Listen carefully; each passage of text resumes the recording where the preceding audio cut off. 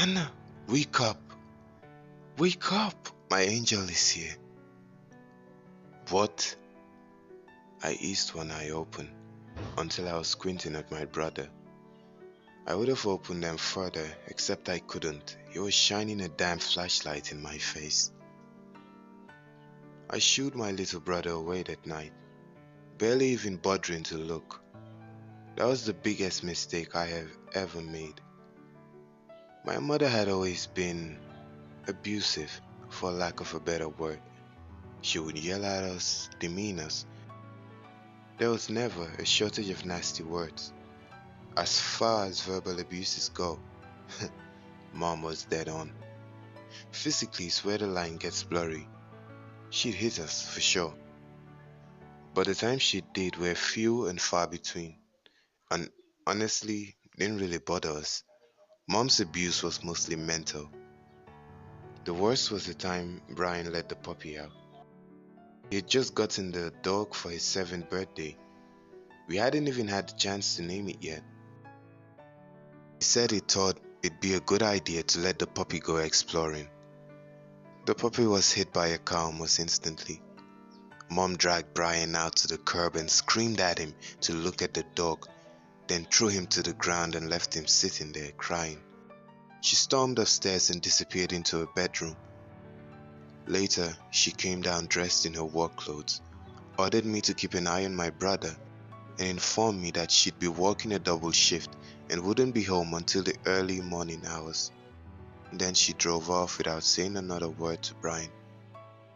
I went out to him and asked him to come inside, offering him an ice cream from the freezer. He stared at the dead dog for another minute, gently crying and holding his scraped knee. Wordlessly, he came inside. I couldn't get him to talk to me that night. He sat on the couch, blankly staring at the cartoons I had put on, and I eventually got bored watching him. I went to my room and talked on the phone with my friend Lisa for a good hour. By the time I came out, Brian wasn't even on the couch anymore. After a minute of panicking and searching the downstairs rooms for him, I heard his voice. I realized it came from outside the house. He was sitting on the curb, next to the dead dog, looking up to his right as if he were speaking to someone slightly taller than he was. I was relieved, but still angry. I went out to him. "Brian, what do you think you're doing?" "Sorry. I saw there was a lady next to the dog. She said she was an angel. She said she was helping him." "Brian, you can't see angels. They aren't real. They're invisible. They watch over us, but they're air-colored." "No, they're not. They're white." "Yeah, but they're invisible." Ugh, whatever, just get inside. It's time for bed. I got him in his pajamas, not bothering to make him brush his teeth or shower. I was only 13. I wasn't about to force him to do anything. Brian and I shared a room, which I hated. So I went to sleep in Mom's room until she got home. She got back around 3 a.m., kicked me out of her bed. Sleepily, I snuck down the hall to our room when I heard Brian's voice. "Is it beautiful there?"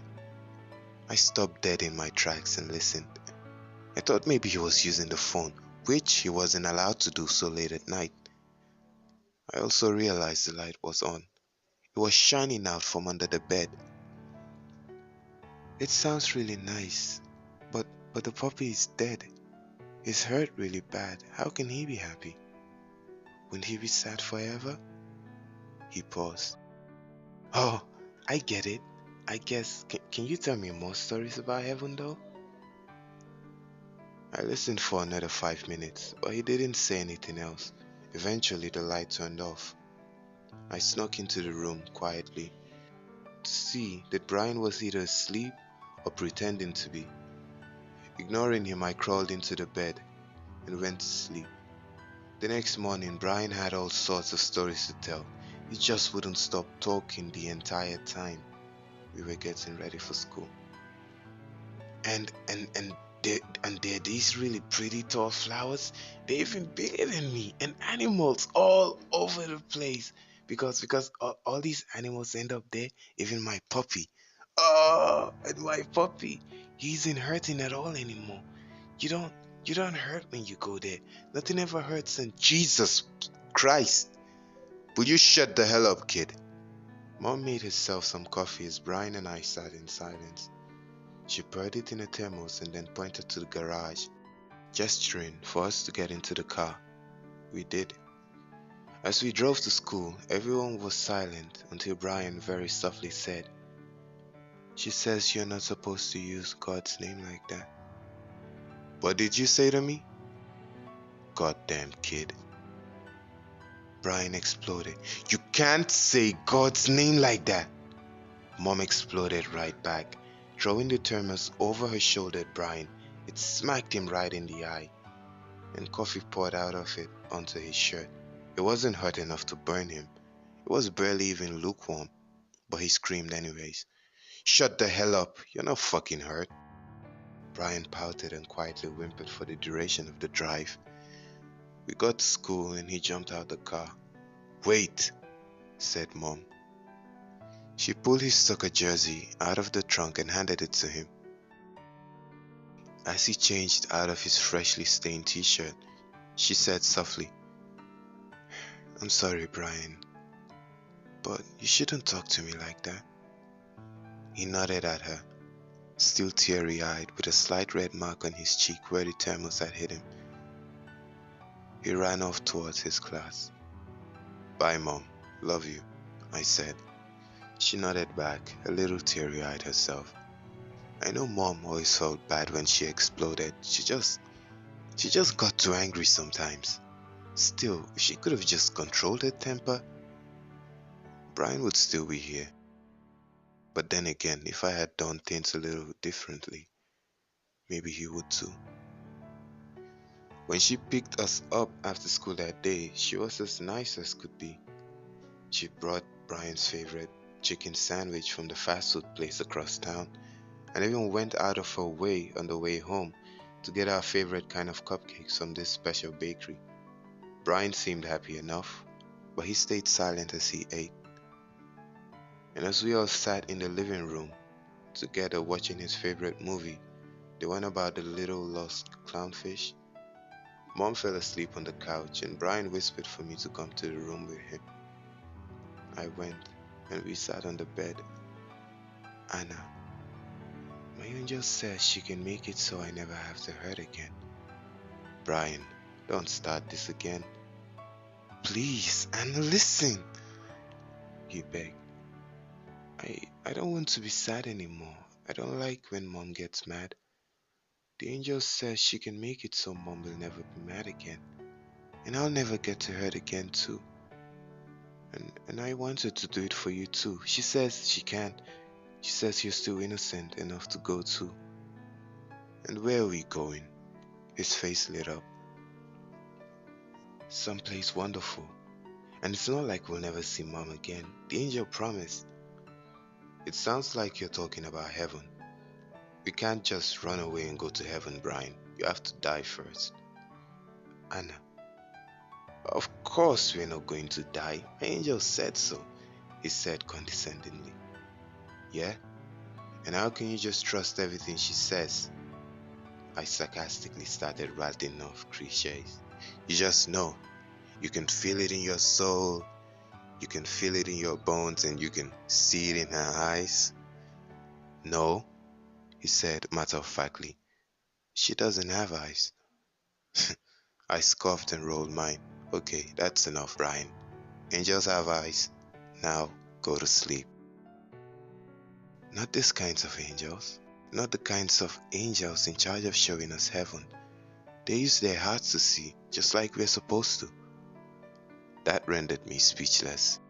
He beamed at me and said, "I'm going tonight. I'll wake you up when she gets here." He did wake me up that night, and I pushed him away, thinking he was just playing make-believe and that he'd go to bed soon enough. But an hour later I heard my mom scream and the door slam. I found Mom out by the curb, sobbing uncontrollably. There was a car on the sidewalk, parked on top of our mailbox, and Brian was on the street, lying in the exact same spot his dog has been in. I'm not going to describe it. I'm sure you've all seen a squirrel in the street before, all stretched out and dirty, flattened in some spots and swollen in others, bleeding everywhere, strings of intestines and bones and... Roadkill is bad enough, you see. Well, this was my brother. A drunk driver had hit him. The driver was arrested and my brother was buried, closed casket 2 days later. The preacher at his funeral talked about heaven. He talked about how all little boys and girls go there, how they never suffer, they never hurt, and they never feel pain. He talked about how they were not truly dead, but they live on in our hearts and have their new little life in heaven. I'm not sure what would have happened if I had gotten out of bed that night. I don't know if I could have stopped him from going outside.